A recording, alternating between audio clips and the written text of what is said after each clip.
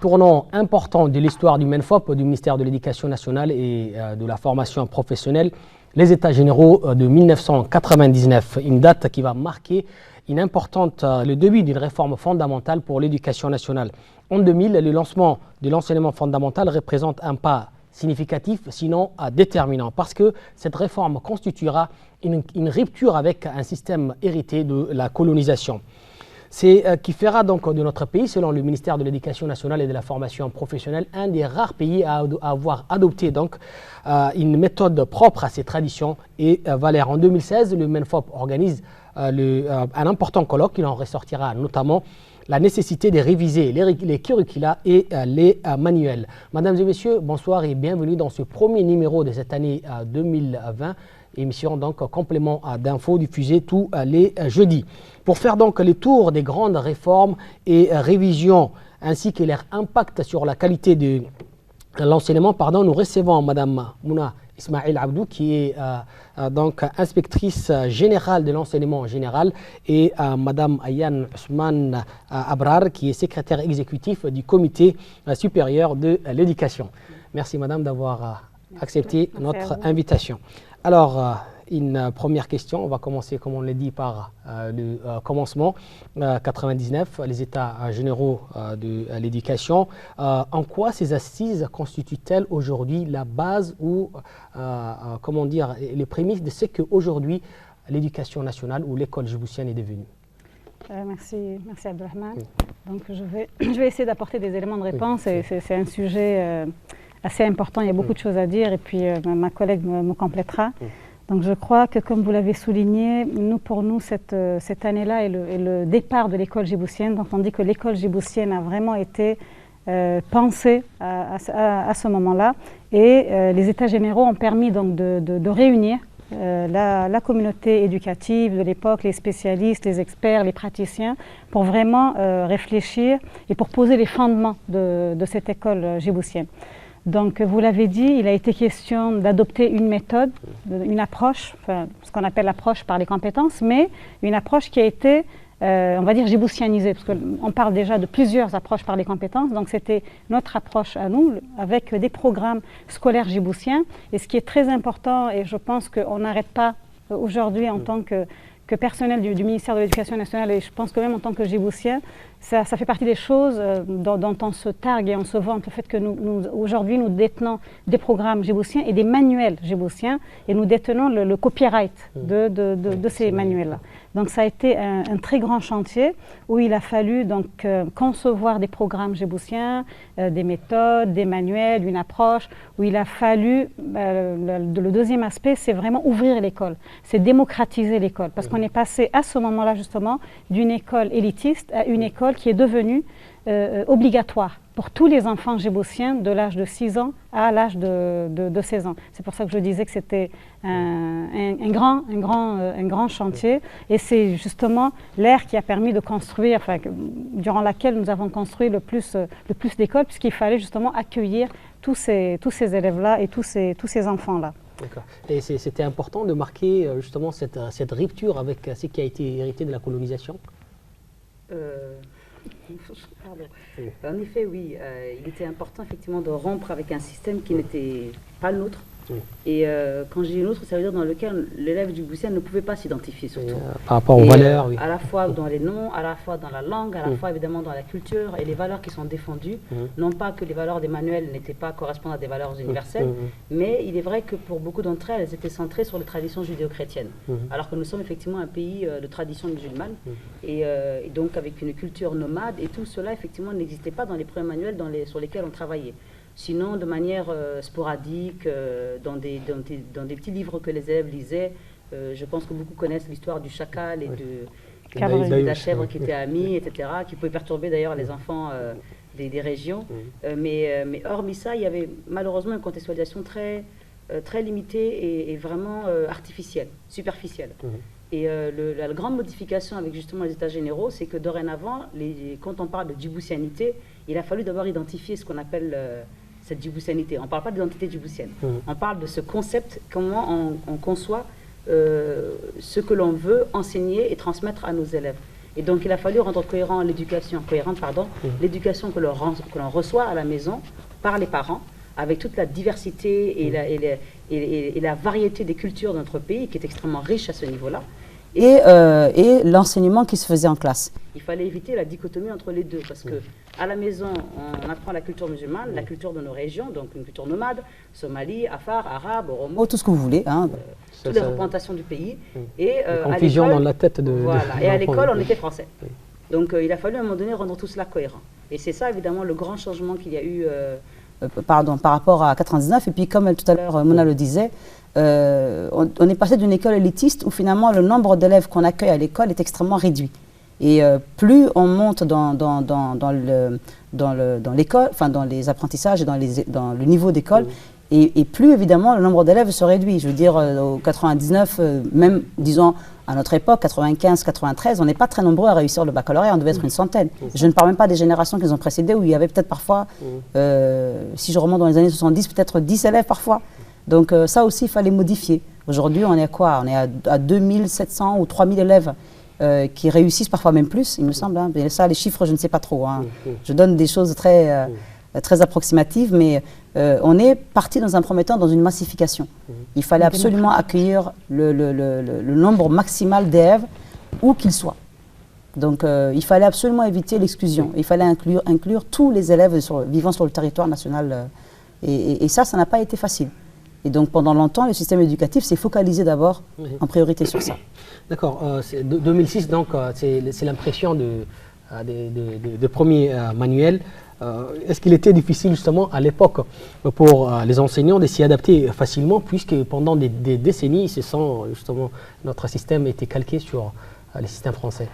Il a été difficile et je me dis peut-être douloureux. Si je vous dis douloureux, c'est parce que nous avons vécu cette expérience-là au moment de la réforme également du baccalauréat et des contenus de l'enseignement secondaire général. Ce n'est pas évident justement du tout de passer d'un système à un autre. Et c'est tout un esprit justement. Donc quand on parle de contextualisation, il y a plein de choses, à voir. Donc ça a été effectivement, déjà sans parler de l'expertise qu'il faut. C'est quand même des enseignants du terrain et ce n'est des enseignants qui n'ont pas ce savoir-faire de conception et tout. Donc il y avait, je pense, un certain nombre de difficultés, mais ils ont quand même aujourd'hui posé les jalons et ça a été peut-être les équipes pionnières dans ce travail-là, mais aujourd'hui, Dieu merci, je pense que nous avons le potentiel qu'il faut et les ressources humaines qu'il faut pour faire ce travail-là. Et c'était facile justement de suivre et de faire appliquer les programmes, ou bien comme pour tout nouveau projet, le début était difficile? Vous l'avez très bien dit.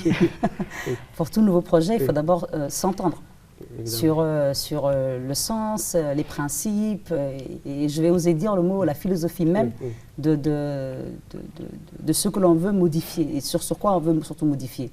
Et ça, honnêtement, c'est pas facile. Comme vous le savez, déjà parce que 99, c'est une véritable révolution qu'on induit. Et toute révolution, elle ne se fait pas sans souffrance et sans verser, on va dire, du sang. Mais là, en l'occurrence, on ne versait pas le sang, mais c'est dans la tête surtout. Et donc, induire une telle chose, ça a fait que les pratiques même des enseignants, la manière de former, et puis le public auquel ils ont affaire, et quand je dis public, moi j'entends à la fois et les élèves, mais aussi les parents. Parce que l'école n'exclut pas les parents. Ils sont là, ils sont partie prenante évidemment de l'éducation de leurs enfants. Et cette manière évidemment de procéder, il a fallu d'abord convaincre les enseignants, convaincre d'abord déjà les conseils pédagogiques qui doivent former les enseignants, convaincre les enseignants.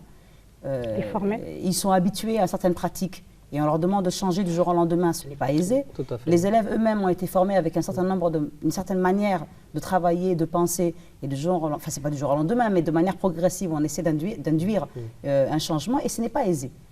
Il y a eu évidemment quelques ratés, il y a eu beaucoup de réussites, quelques ratés aussi. Et donc, oui, ça s'est fait dans la douleur, effectivement. Et je pense qu'il y en a encore qui peuvent probablement vous dire qu'ils sont en train d'en souffrir. Les grands défis, si je peux ajouter, Abdelrahman, quand on parle de curriculum, pour faire simple, on va dire un programme, il y a le programme qui a été conçu, mais on dit que le véritable programme, c'est celui qui est mis en œuvre. Et l'idéal, c'est que si celui qui est mis en œuvre est conforme à celui qui a été conçu. Justement, la difficulté est là. C'est la formation, c'est la compréhension, c'est éviter les écarts de discours, etc. Donc ça fait partie vraiment dans toute réforme. C'est le plus grand chantier, le plus grand défi à relever est à ce niveau-là, au niveau de la mise en œuvre du programme. Et il faut ajouter que dans un pays où nous sommes plutôt de culture orale, produire une masse de documents et on demande aux gens de les lire, vous comprenez que là aussi, il y a un gros défi à relever. Tout à fait. Alors, par rapport justement à ces réformes, il y a une révision qui va intervenir. C'est en 2016, un colloque va être organisé par le ministère de l'Éducation nationale et de la formation professionnelle. Nous reviendrons sur les détails, mais un certain nombre de diagnostics ont été établis. Qu'est-ce qu'on peut retenir comme problématique soulevée en amont ou pendant les colloques? Alors déjà, la grande réflexion, c'était par rapport à ce chantier-là. Et là, on était vraiment dans les mots et dans les termes. Alors déjà, bon, avant même d'arriver au choix des mots et des termes, donc comme vous l'avez dit, il y a eu des consultations nationales, mais vraiment à l'échelle nationale. Et c'était vraiment des milliers de personnes impliquées et à tous les niveaux. Il y avait même des ateliers d'élèves. Donc on a vraiment récolté les impressions, les témoignages, les expériences de tout le monde.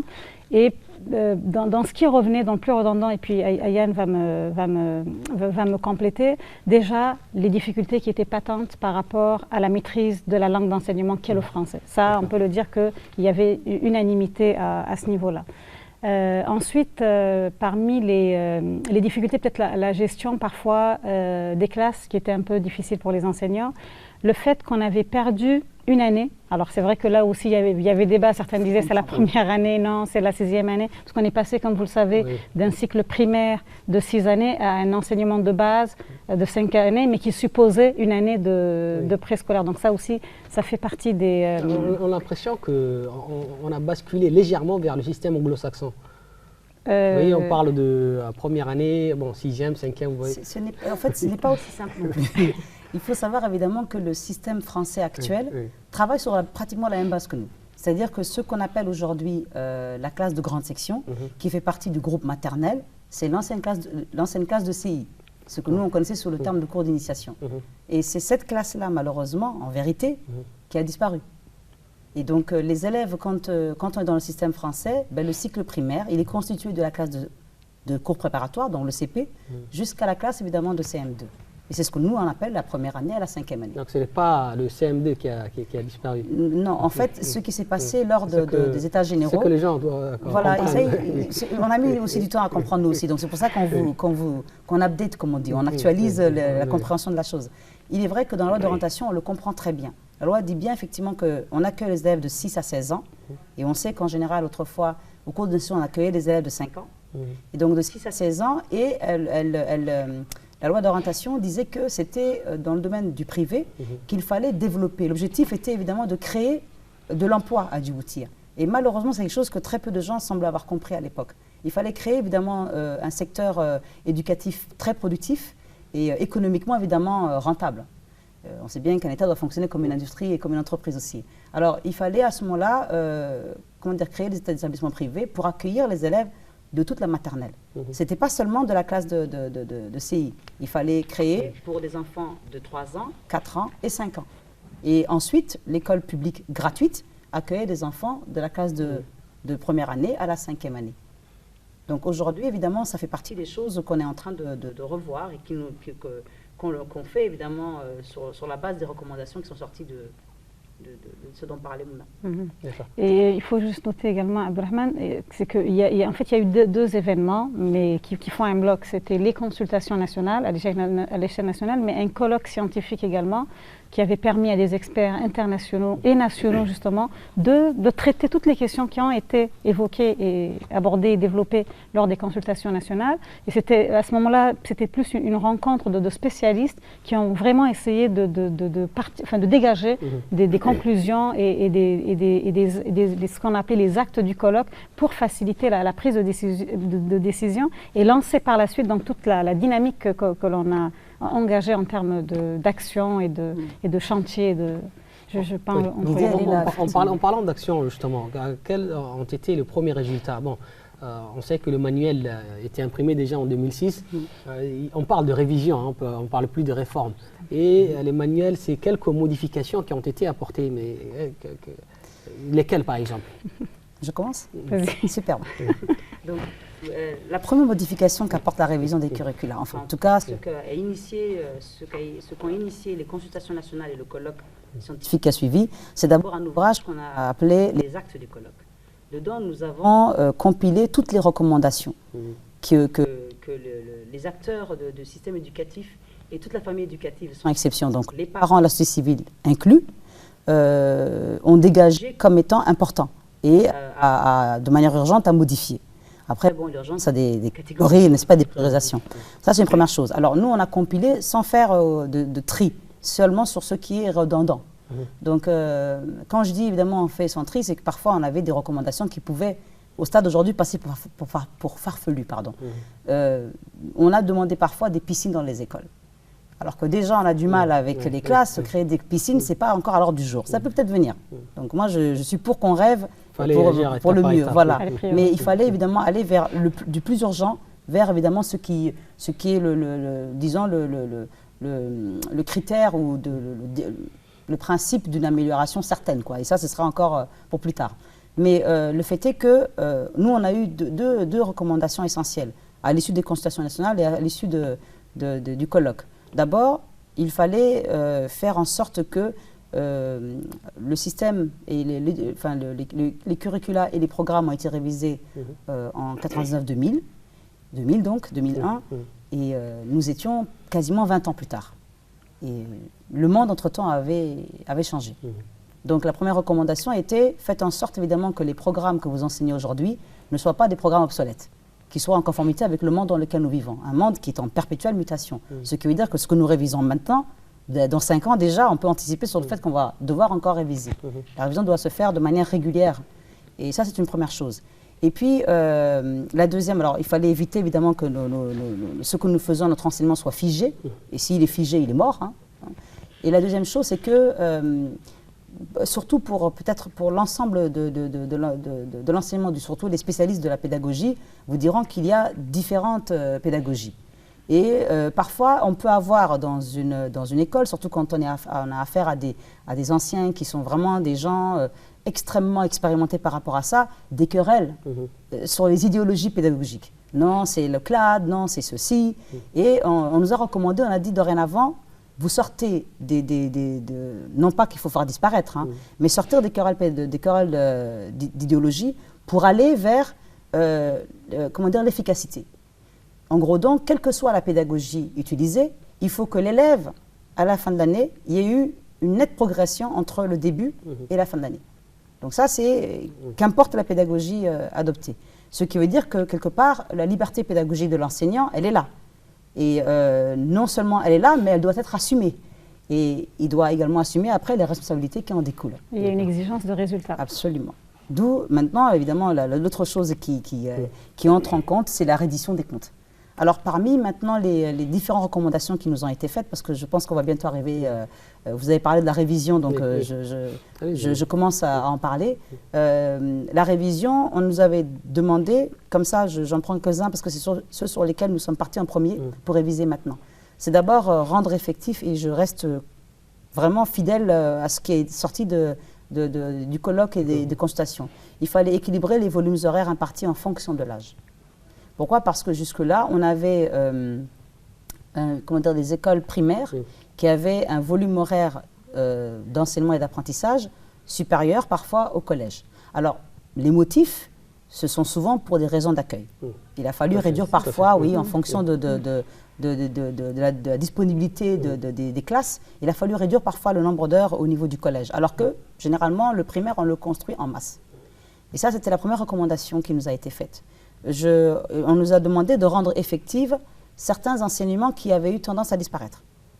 Qui ont eu tendance à disparaître, là aussi, parce que, parfois, on est passé on est passé d'un apprentissage matin-après-midi à seulement un seul flux, et puis on est passé de 6 jours à 5 jours. Et tout ça, il fallait le rendre cohérent. Donc, on nous a demandé, évidemment, de rendre effectifs les enseignements qui avaient tendance, non pas à disparaître, mais à être mis de côté ou dont l'importance était considérée comme minime. Et donc, parfois, l'enseignant le faisait quand il avait le temps. D'autres fois, il ne le faisait pas. Et je parle, par exemple, de choses extrêmement importantes comme l'éducation morale et civique. Et ce n'est pas évalué. Donc, vous comprenez qu'un enseignant, évidemment, il est tellement inquiet pour ses élèves que ce qui lui importe, voilà, il se dit, il faut absolument qu'il termine le programme sur lequel les élèves vont être interrogés. Mais comme l'éducation morale, comme l'EMT, par exemple, c'est des choses qu'on n'évalue pas. Bon, il se dit, je me focalise d'abord sur les maths, le français, l'arabe, et je vais peut-être, quand j'aurai le temps, faire le reste. Donc ça aussi, c'est des recommandations que les parents nous ont faites, de faire en sorte que l'enseignement dans son intégralité soit fait, mais de toute manière, il est du devoir de l'enseignant de respecter le programme dans son intégralité. Et il le ferait si on corrigeait évidemment ce qui, peut-être, disons, impacte ses conditions de travail. Et aujourd'hui, ça fait partie des choses qu'on essaie de modifier. Et puis, on nous avait demandé d'aménager une heure de vie scolaire, ça fait partie des modifications. On nous avait demandé évidemment de revoir, donc normal, réviser les programmes. Et la recommandation qui nous a été faite, c'était réviser les programmes tous les 5 ans. Donc vous voyez qu'on essaie d'être le plus fidèle possible aux attentes de c'est ça qui veut dire que l'année prochaine déjà, il faudra penser à quoi? À réviser. L'année prochaine, non, parce qu'on n'y est pas encore. Nous sommes en train de... Si on parlait si on bouge de 2016. Non, 2016, c'était le... C'est la date du colloque. Je sais que... Ça a été mis en œuvre en 2018, c'est ça? Non. Voilà, les Djiboutiens, on est par nature extrêmement... C'est ça qui reste un peu confus. Non, les Djiboutiens, on est par nature extrêmement impatients. Il faut bien comprendre que pour modifier ou réviser des programmes, ça ne se fait pas comme ça. Le colloque a provoqué évidemment la réflexion. Ce qui veut dire qu'on s'est demandé assez rapidement qu'est-ce qu'il nous fallait pour changer de manière intelligente et pertinente. Et qu'on ne le fasse pas sur la base de ressenti du terrain. Les gens qui vont vous dire, oui, mais les élèves ne parlent pas la langue, qu'est-ce qui me garantit qu'ils ne le parlent pas? J'entends ça, mais est-ce que c'est vrai? Donc, première chose, on a lancé d'abord des études diagnostiques, accompagnées d'experts nationaux. Et, il y avait des études internationales. Absolument, des études internationales. Aussi. Nous avons également diligenté un certain nombre d'évaluations qui sont indépendantes de celles de la classe pour pouvoir évidemment évaluer le niveau réel des élèves. Tous ces deux éléments-là, et vous pensez bien que ça prend du temps. Donc, rien que la réflexion, il faut considérer un an et demi. Vous comptez l'évaluation, vous comptez 2 ans. On est à 2018. À partir de là, on a commencé évidemment à rédiger les curricula. Et une fois qu'on a rédigé les curricula, il faut se dire qu'on ne peut pas, on n'a pas des ressources à ce point importantes qu'on peut brutalement réviser l'ensemble de l'enseignement fondamental, donc de la première à la 9e année. Et surtout, ce n'est pas très malin. Parce que des élèves qui sont habitués à un programme l'année d'avant, si brutalement vous changez, voilà, ils ne peuvent plus suivre. Donc on a établi un chronogramme. Et ce chronogramme, il s'étend sur 6 ans, si on parle de 2018. Et cette année, ce qu'on a mis en œuvre, et seulement de manière expérimentale, vous voyez bien, je le précise, c'est uniquement la première année.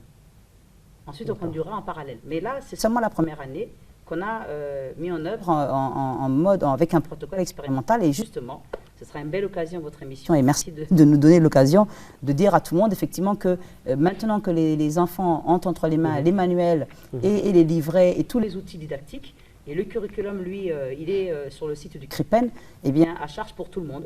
Et l'éducation, c'est tout le monde qui est spécialiste. Hein. Ne pensez pas, évidemment, que c'est quelque chose qui est particulier comment dire, aux acteurs du système.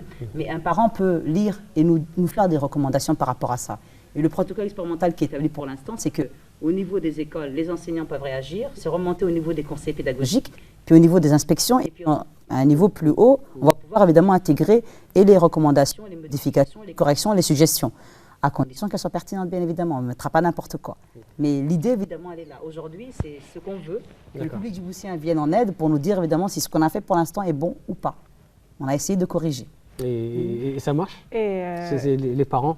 Ça, c'est en cours. Alors, on va y venir. Parce que ça fait toujours partie des réactions. Quand on parle d'expérimentation, nous, à Djibouti, c'est une expérimentation généralisée. Ce n'est pas un oxymore. Nous avons la chance d'avoir un petit pays. Parce que généralement, même quand les experts arrivent, dès qu'ils entendent le mot expérimentation, pour eux, c'est sur la base d'un échantillon. Alors que non, c'est tout le pays. Et donc, l'avantage que nous avons, c'est que c'est tout le pays, tous les enseignants qui expérimentent donc ces programmes-là. Et donc là, maintenant, cette année, on récolte justement maintenant les commentaires et le feedback du terrain. Et puis nous aurons peut-être également l'occasion de communiquer sur cette révision en profondeur dans le cadre peut-être d'autres émissions, mais il est vrai que parfois il y a certaines choses, certaines réactions qui nous viennent du terrain qui sont plus de l'ordre de l'incompréhension que de la véritable critique. Et ça, je pense qu'on aura l'occasion d'en parler, par exemple sur les noms, sur des choses très basiques. On aura l'occasion d'en parler pour spécifier ou clarifier les choix que nous avons faits par rapport à cela. D'accord.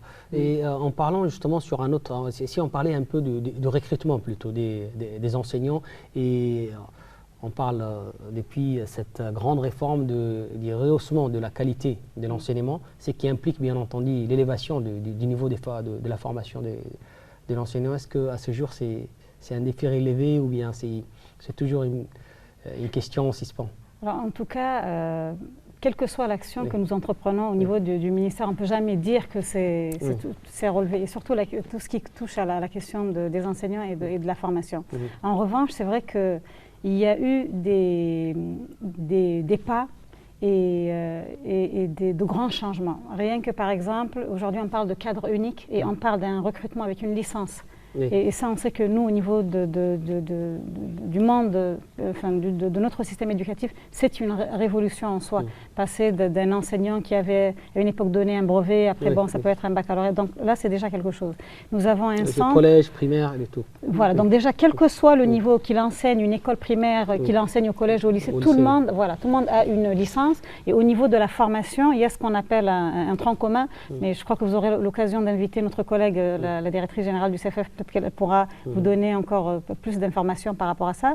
Mais c'est juste, on reste un peu sur les grandes lignes. Donc, tous ces enseignants-là suivent déjà une formation initiale d'une année. Et là aussi, c'est une grande avancée par rapport à l'enseignement moyen et secondaire, parce que depuis qu'on est passé d'enseignants djiboutiens, à l'époque, comme vous savez, il y avait des coopérants français, il a fallu assurer la relève. Il n'y a jamais eu de formation initiale pour les enseignants du moyen et secondaire. Alors que là, maintenant, ils sont formés au même titre que les enseignants de l'enseignement de base.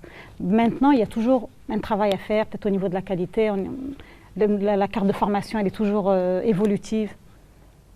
Mais il reste beaucoup à faire. D'accord. Je pense qu'on a fait un peu le tour de cette question des réformes et des révisions, mais je voudrais quand même aussi qu'on revienne brièvement sur l'organisation pédagogique. Tout à fait, tout à l'heure vous avez soulevé la question.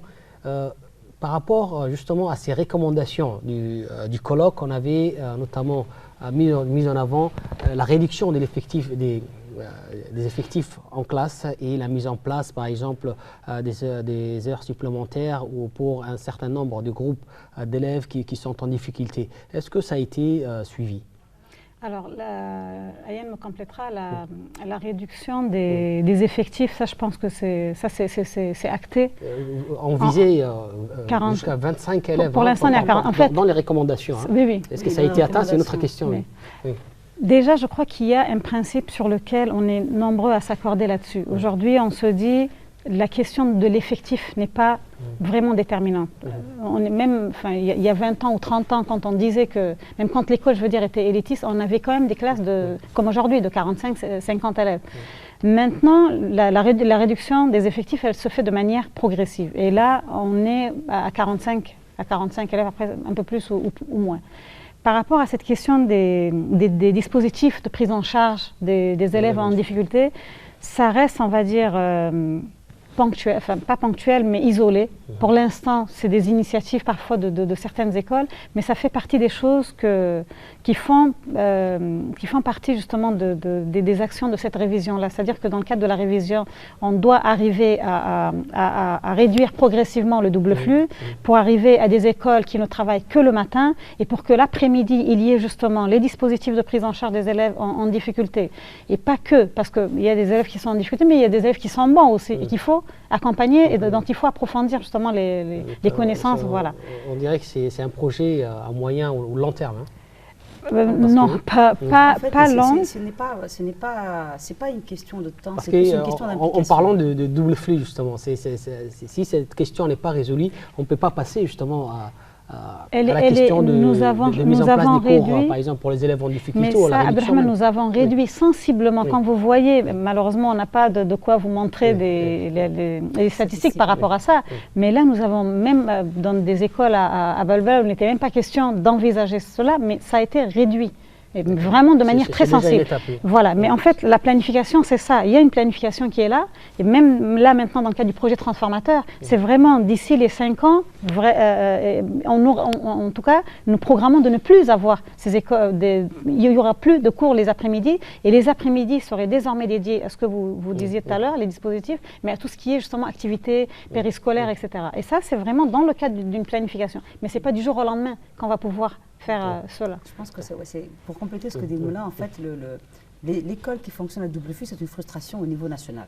Je ne pense pas évidemment que le système éducatif est content de la situation et qu'il se dit oui, il faut continuer avec des écoles qui fonctionnent à double flux. C'est quelque chose qui est extrêmement pénible et les enseignants ne sont pas à l'aise, ni le système d'ailleurs, pour être honnête. Et c'est pour ça que l'objectif même, c'est de faire en sorte que le double flux finisse par disparaître complètement.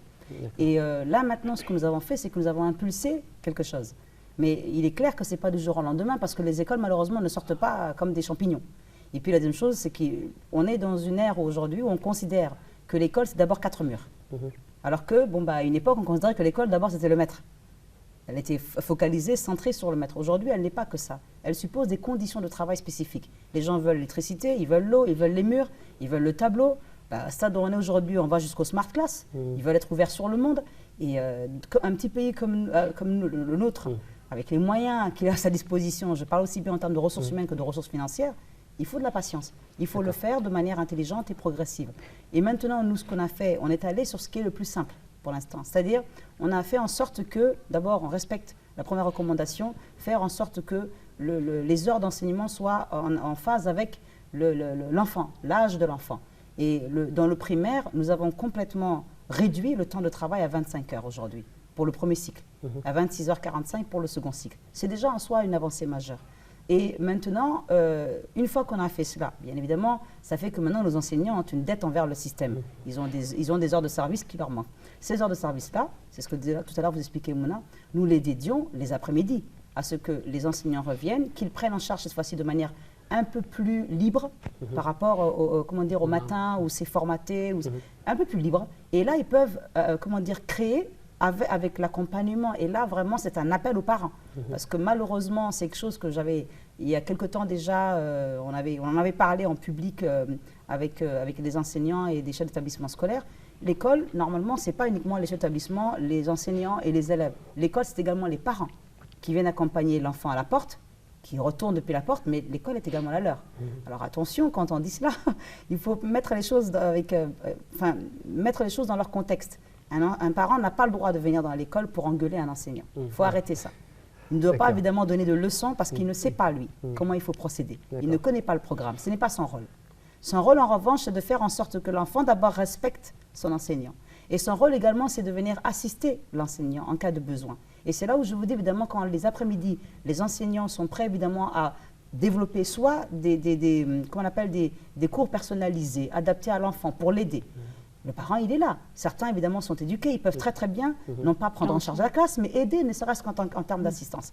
Mais maintenant, quand l'élève est bon, l'enseignant est supposé créer des activités parascolaires et périscolaires. Donc, on va développer du théâtre. On a déjà commencé les grands concours scolaires.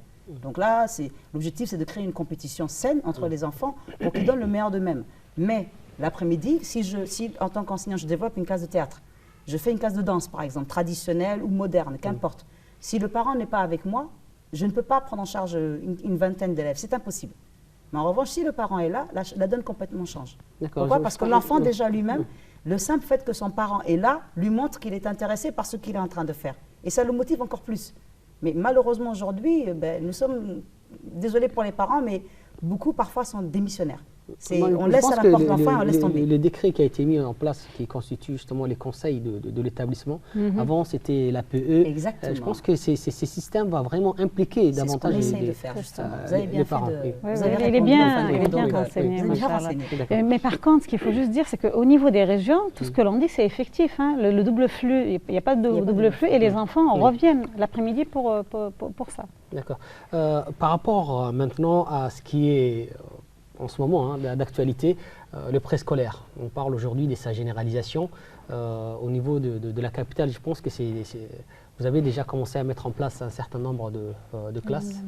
Et même dans les régions. Vous comptez les généraliser aussi au niveau des régions? Oui, donc là aussi, dans le cadre du projet transformateur, il y a une planification sur 5 années. Actuellement, je pense que nous sommes à une quarantaine de classes de préscolaires. Capitale et région. Capitale et région, oui. Donc, ce n'est pas qu'au niveau de la capitale, c'est au niveau des régions également. Et donc là, le but, c'est dans tous les cas, on pourra jamais, il y a toujours le frein de la capacité d'accueil. Donc, ce qui va se faire maintenant, c'est de créer des classes de préscolaires dans les écoles primaires sur, Inch'Allah, les 5 années à venir pour pouvoir absorber tous les élèves et rendre donc et d'ailleurs la loi elle doit changer et désormais on va passer d'un enseignement fondamental obligatoire de 5 à 16 ans. Mais ça va se faire encore une fois de manière progressive. Et les enseignants déjà ont commencé à être formés au niveau du centre de formation. Au niveau du CFF, voilà, la formation est déjà là. Il y a déjà un pool d'enseignants qui est là aussi, celui qui est... D'accord. Et peut-être une dernière question sur la disparité. On le disait au tout début, on note qu'il y a une certaine disparité d'abord entre la capitale et les régions de l'intérieur et la capitale même aussi. Balbala semble à la traîne. Est-ce que par rapport aux recommandations ou au niveau des mesures interne à votre département, il y a quelque chose qui est prévu dans ce sens? Parce que ça semble parfois flagrant au niveau surtout de la capitale.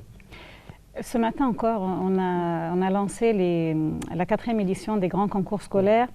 Et certains chefs d'établissement nous disaient par exemple, par rapport aux grands concours scolaires, oui, il faudrait peut-être soit faciliter les questions pour les élèves qui viennent des écoles rurales, sinon les élèves des écoles rurales sont parfois lésés par rapport au prix dans le cadre des finales, etc. Et donc là, ce qu'on leur a dit, ce que déjà le ministre leur a répondu, attention, nos logiques ne doit pas être celle-là. On ne va pas aller laisser se dire, bon, leur niveau est faible et accompagner ça. Au contraire, je pense que nous sommes un ministère social, la question de l'équité est pour nous un fondamental et un axe d'ailleurs dans le plan d'action. Et donc, il y a pas mal de choses qui se font. Si je prends, je ne sais pas, ce qui me vient pour l'instant à l'esprit comme exemple, rien que par exemple, les enseignants, le plus souvent on dit les enseignants stagiaires sont les plus motivés. Alors, les enseignants stagiaires, par exemple, on va les emmener dans des écoles, les jeunes, il va passer une titularisation, il a un examen, etc. Et il est clair qu'il fera tout pour mettre à niveau sa classe. Donc, par rapport à l'affectation des enseignants, il y a ça, on mettra les bons enseignants, voilà. Que ce soit même au collège ou au lycée, on fera en sorte, en tout cas, c'est des consignes qui sont données. Il faut que les équipes soient suffisamment mixtes. On ne mettra pas tous les bons enseignants quelque part et tous les... On connaît nos équipes et on essaie d'agir déjà au niveau des enseignants. Après, par rapport à cette question de la qualité, je pense que l'action, elle est là, mais à tous les niveaux et pour tous les élèves. Il y a pas mal de... l'implication de tous. Exactement, il suppose une implication de tous, mais il y a rien que cette révision des curricula, elle est supposée justement régler tout ce que l'on vient de dire par rapport à cette question de niveau de difficulté des élèves. D'accord.